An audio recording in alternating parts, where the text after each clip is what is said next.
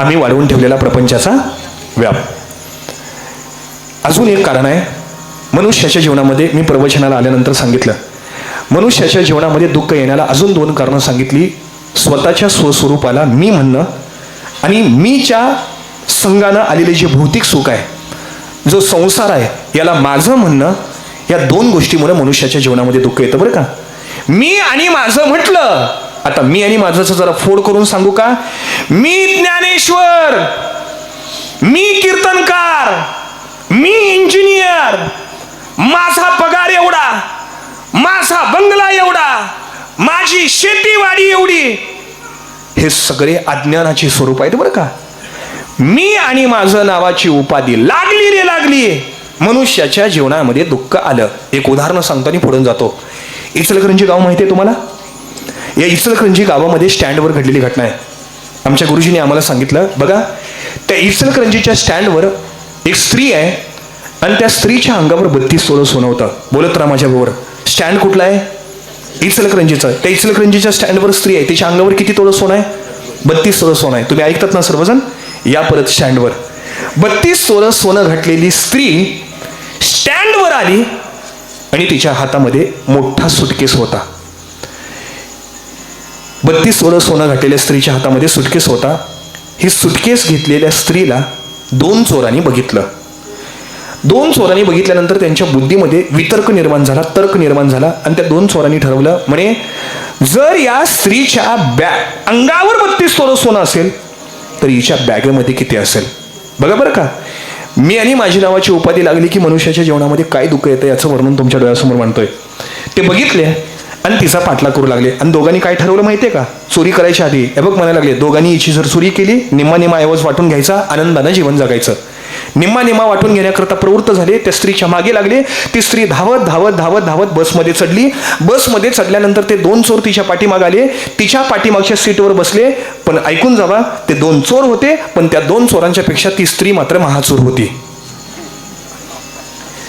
त्या स्त्रीनं त्या दोघांना प्रश्न केला, दादा तुम्ही माझ्या भावासारखे आहात, तुम्ही थोडेसे गुणवान दिसतात, विश्वासू दिसतात, माझी एवढीशी पेटी तुमच्या जवळ ठेवा, मी खाली उतरते आणि माझ्या 2 पोरांना काहीतरी बेकरीमधून खायला घेऊन येते.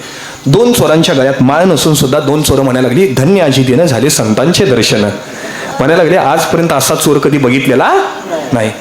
माऊली तुमच्याही पैशाचं खाऊ घेऊन या, मामा म्हणून त्या पोरांना आमचंही 100-100 रुपये काढून देतो, आमचंही खाऊ घेऊन या म्हणायला लागले.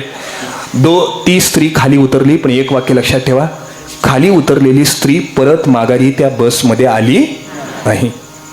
पण पेटी कोणाची होती? बाईची होती. त्या दोघांचा काही त्याच्यावर अधिकार होता का?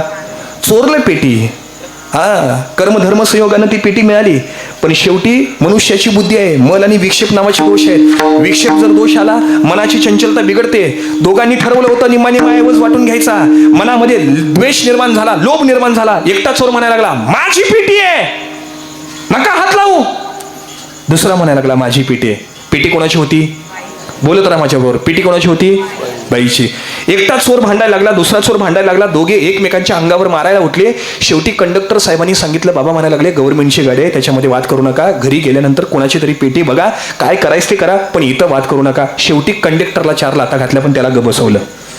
शेवटी ड्रायव्हरने गाडी फिरवली, पोलीस चौकीमध्ये आणून लावली. पोलीस संचामध्ये त्यांच्या दोघांना हवाली केल्यानंतर पोलीस साहेबांनी दोघांच्या गळपटीला धरलं. एका खुर्चीवर एकाला बसवतात, दुसऱ्या खुर्चीवर एकाला बसवतात. दोघांच्या मध्ये पेटी ठेवली. पोलीस साहेब समोर बसलेत आणि दोघांचा जबाब घेतात. ऐका जबाब. पहिल्याला विचारलं, माऊली पेटी तुमची आहे म्हणे, या पेटीत तुमचं काय आहे? त्यानं सांगितलं, माझ्या बायकोच्या गळ्यामधलं 3 तोळ्याचं गंटन आहे, लहान मुलाची कपडे आहेत, माझ्या हातामध्ये 4 अंगठ्या होत्या, त्या 4 अंगठ्या आहेत, माझं पॉकेट आहे, त्याच्यामध्ये 10,000चा ऐवज आहे. माऊली खरं बोलला की खोटं बोलला? खोटं बोलला. तरी सुद्धा पेटी माझीच म्हणत होता. पोलीस साहेब म्हणायला लागले, काळजी करू नको, सांगितलंय त्याप्रमाणे जर पेटी असेल, त्यात ऐवज असेल तर पेटी कोणाची? तुझी. दुसऱ्याला विचारलं, या पेटीमध्ये तुझं काय? तो म्हणायला लागला, 2 महिन्यापूर्वी मी रिटायर झालो. रिटायर झाल्यानंतर त्याच्यामध्ये जवळजवळ 50 लाखाचा फंड आलेला होता, तो सगळा चेक त्याच्यामध्ये आहे. खरं बोलला की खोटं बोलला? खोटं बोलला. पोलीस साहेब म्हणायला लागले, वा वा वा वा, किती सुंदर बोलता हो तुम्ही. असू दे म्हणायला लागले, जर तुम्ही सांगितल्याप्रमाणे पेटीचा ऐवज असेल तर पेटी कोणाची? दोघांची परवानगी घेतली. पोलीस साहेब म्हणायला लागले, पेटी उघडू का? उघडू का म्हटल्यानंतर त्या पोलीस साहेबांनी हातोडा घेतला, लॉक तोडलं, पेटी उघडली. आणि पेटी उघडल्यानंतर त्या पेटीमध्ये 13 वर्षाच्या मुलीला मारून टाकलेलं प्रेत होतं.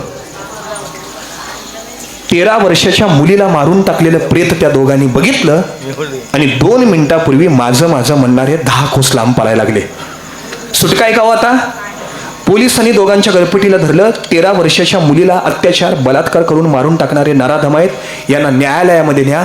न्यायालयामध्ये घेऊन गेलं. न्यायालयामध्ये दोघांना कटड्यामध्ये उभा केलं. न्यायदेवतेनं न्याय दिला. म्हणे लहान मुलीवर अत्याचार करणारे नराधम आहेत, यांना फाशीची शिक्षा द्या. मूळ सिद्धांतावर बोलतो, जर दुसऱ्याची पेटी माझं म्हटल्यामुळे जर तुम्हाला फाशीची शिक्षा मिळत असेल, आम्ही दररोज माझं म्हणतो.